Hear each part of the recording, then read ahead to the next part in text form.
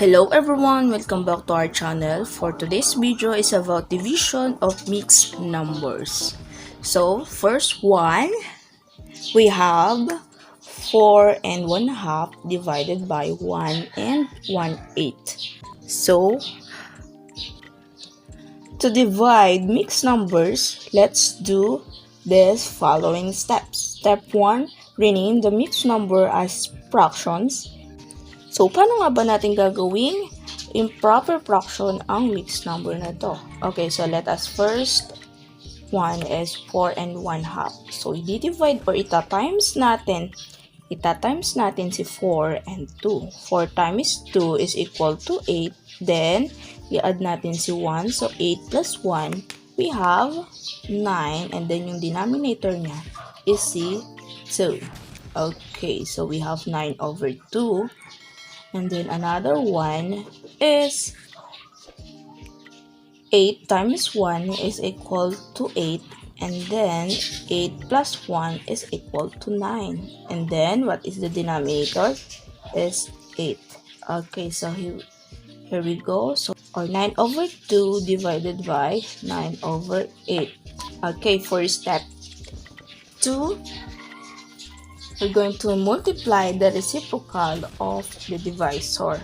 Okay, so we have 9 over 2 and then reciprocal ni 9 over 8 is 8 over 9.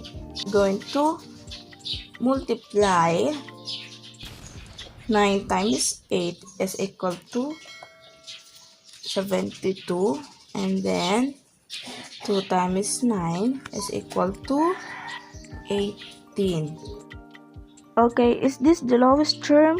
No, we're going to divide 72 and 18. 72 divide 18 is equal to 4. So now 4 is the answer. Okay, next we have 5 and 2/3 divided by 2 and 1/5. Okay, so step 1, we're going to rename these mixed numbers into fractions. Okay, first we have 3 times 5 is equal to 15 plus 2 is equal to 17 over denominator niya is which is 3, and then mixed number to improper, so we're going to multiply, or 2 times 5 is equal to 10 plus 1 is equal to 11 over 5. Okay, and then for this step to multiply the reciprocal of the divisor. So, i-reciprocal muna natin siya. So, relate lang natin. 17 over 3. So, we're going to change it to multiply. And then 11. Reciprocal ni 11 and 5, which is 5 over 11. So, for the step 3, let us multiply and simplify.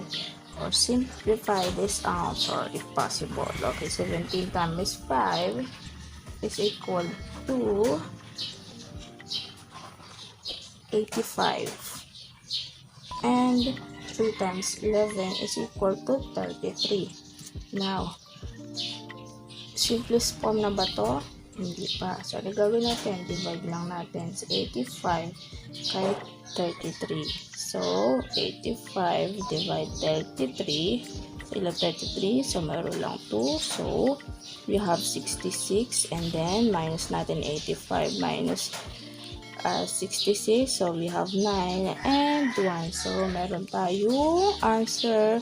We have here the whole number, and the numerator is 19, and the denominator is 33. So, we have the answer 2 and 19 over 33. So, there you have it, the division of mixed numbers. Thanks for watching, and don't forget to like, follow, and subscribe for more math videos. See ya!